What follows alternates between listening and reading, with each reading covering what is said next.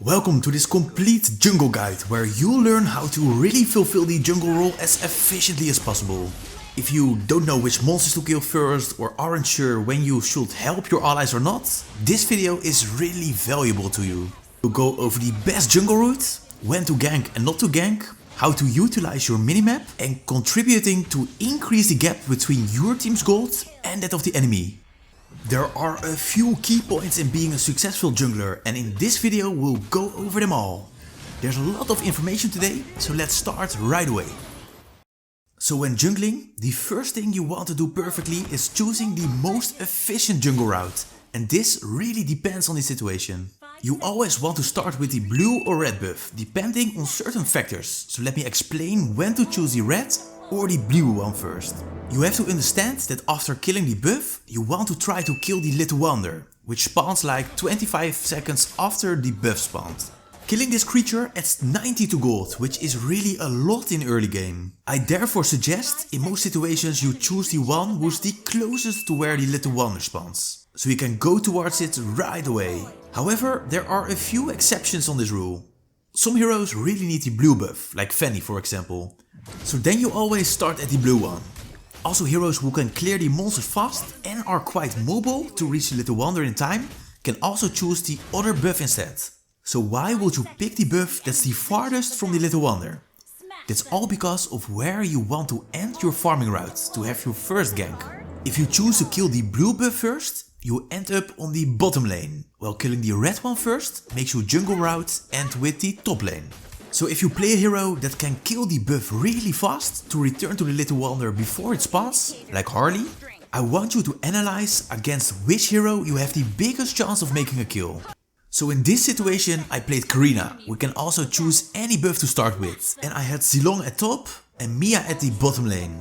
Because Mia is easier to kill than Zilong for Karina, I choose to start with the blue buff, which in this situation is closest to the little wonder.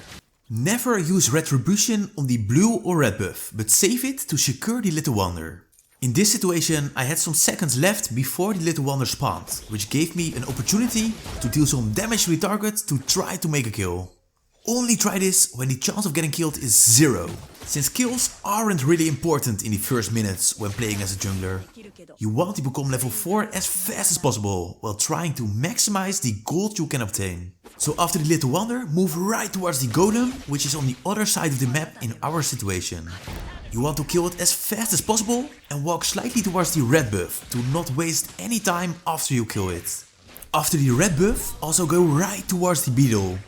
During the red buff or the fire beetle, your retribution will be available again. And I want you to cast it right away, so you can cast it again a bit sooner. You only want to finish the monster with retribution when there's a chance the enemy can take it. If there are no enemies nearby, always cast retribution right away, so you can use the battle spell more often through the match. So when these jungle monsters are killed, you're supposed to be level 4 to have your ultimate available, and this is when it's time to gank for the first time.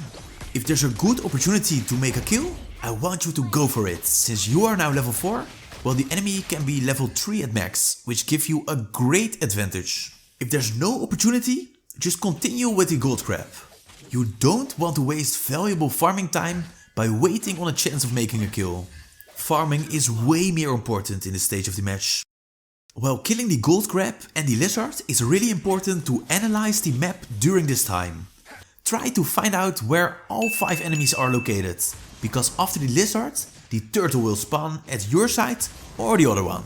If you see any chance of taking out the turtle quickly without being ganked, go for it. Don't be afraid of asking your team to help you, because killing the turtle right after it spawns is a huge objective. If there are too many enemies who form a threat, just move right towards the buff, who should respawn at the same time the turtle spawns. From there on, just determine if you can make a kill at the corresponding lane. If so, kill the jungle monster first if your time allows it. Otherwise, go straight for the lane to gank and make a kill. If there are no opportunities to make a kill, keep your focus on clearing the jungle monsters to gain as much gold as possible. In early game you just want to farm while analyzing possibilities to gank and make a kill.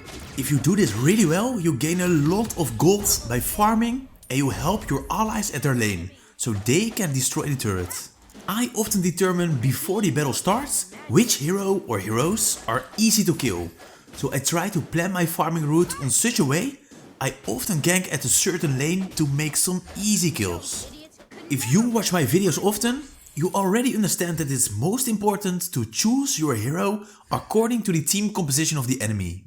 By countering a certain hero, you just have such a greater chance of winning the match. You also want to keep your eye on the turtle and try to obtain it whenever it spawns. Killing the turtle is almost equal to destroying a turret, so let's say you kill 3 of them during a match, it means your team has an advantage of 3 turrets based on the extra gold. This really gives your team an extra push, which is so important in early game. So if the match is moving towards the mid-game phase, you should adjust your playstyle if you want to still be the nice jungler which your team appreciates so much. At this stage of the match, there are already a few turrets down and you often see a clear difference in how much each hero has farmed. At this point, you want to try to prioritize the jungle of the enemy instead of yours. Especially when your team is having the lead, it's really important to move yourself more towards their jungle. Taking out their jungle monsters have 2 great benefits. The first one is that you can obtain more gold since there are just more jungle monsters to kill. Especially when you take the monsters out really quickly, the jungle adds such a big amount of extra gold. The second and more important reason is that you steal their jungle monsters, so the enemy jungler can't farm effectively. If there are only a few or no jungle monsters at all left for him, it means he has to get his gold from the lanes too, which means there is just way less gold available for the enemy team. So this trick adds more gold to your team while minimizing the gold of their team, which increases the gap between the teams. Another strategic thing to do is pushing the lanes, and then I especially mean the gold and XP lane. If you manage to get them both pushed, the enemies are forced to defend both of the lanes, which may result in losing a lot of time to walk from top to bottom or otherwise. So whenever you see the minions walking towards your minions, just take them all out and let them walk towards the turret. This trick makes you keep a wide battlefield and forces the enemy to always have at least one hero on each lane to prevent getting the turret destroyed. With this trick, you also prevent them of forming a team of all 5 heroes, which is always dangerous. In mid to late game, the Lord also starts to play a more important role. The Lord is your biggest friend when he's with you, but can form a real threat when the enemy killed it. That's why you only want to attack the Lord under certain circumstances to prevent getting it stolen by the enemy. So the Lord always takes some time to take down, especially when you solo it. That's why map awareness plays a huge role in determining which moment suits best to take this big guy out. So basically there are 2 perfect situations to take down the Lord. The first one is when a certain amount of enemies are killed. In most situations I like to have at least 3 heroes of the enemy team being killed when thinking about killing the Lord. This amount can fluctuate based on where the remaining heroes are located and how many of your allies can help you. The second option is purely based on where the enemies are located. In some situations, when you attack or have destroyed the base turrets, it adds a lot of pressure on their defense. So if all the lanes are pushed, which means they have to defend their base or base turrets, it's the perfect opportunity to take down the Lord. It helps even more when 1 or 2 allies who have low DPS stay close at the enemies, so they can make sure no enemy comes close to steal the Lord. If it feels safe enough to you, just don't hesitate and start attacking the Lord. Every second you wait is 1 too long and increases the chance the enemy will gank and steal the Lord, so make sure to take action right away. Not only the Lord is important in the late game, but also destroying the turrets has a big impact on your chance of winning. Taking down the last turret is just really important since it spawns super minions afterwards, which helps to push the lanes. That's why you want to clear the minion wave before they meet your minions, so they arrive with full HP at their turret. It's not that hard to focus on 2 lanes, which means only 1 ally is needed to clear the last one. This keeps a wide battlefield, which helps to add pressure on their turrets. If you found an opportunity where you can deal damage against the turret, go for it. Make sure it's safe and leave on time to prevent getting killed. It are really these kind of tricks which make you a great jungler. To end this video, I first want to provide you with a few rules and tricks you need to understand to optimize your role performance. Firstly, efficiency is key. Just kill the monsters as fast and efficient as possible, because really each second counts. So don't wait in a bush to maybe make a kill. As a jungler, you also don't want to focus on minions, especially in the first 5 minutes. Jungle monsters add way more gold and XP, and your team needs to farm too. Only use retribution to finish a monster when there's a chance the enemy might steal it from you. Otherwise, use it right away when it's available, so you can cast it more often, which increases your DPS. Then we have the potion effect from the jungler's equipment, which deals some small true damage. This means you don't have to kill the jungle monster entirely, but let the potion deal the less damage. It might save you 1 or 2 basic attacks, which saves a few seconds. Also, always walk slightly towards the next monster, so you minimize the time of walking. Farming is way more important than making kills. The kills will come in late game if you invest your time to obtain gold in early game. The jungle monsters of the enemy are worth more than yours, like I explained in the mid-game section.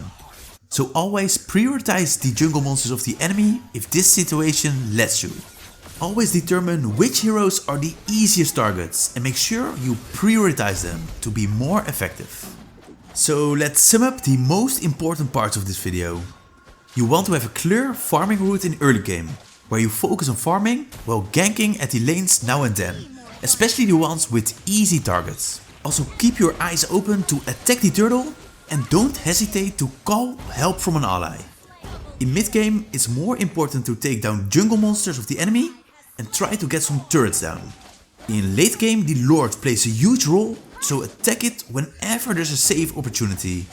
You also want to clear the minions early on to keep putting pressure on their turrets to destroy them at the end.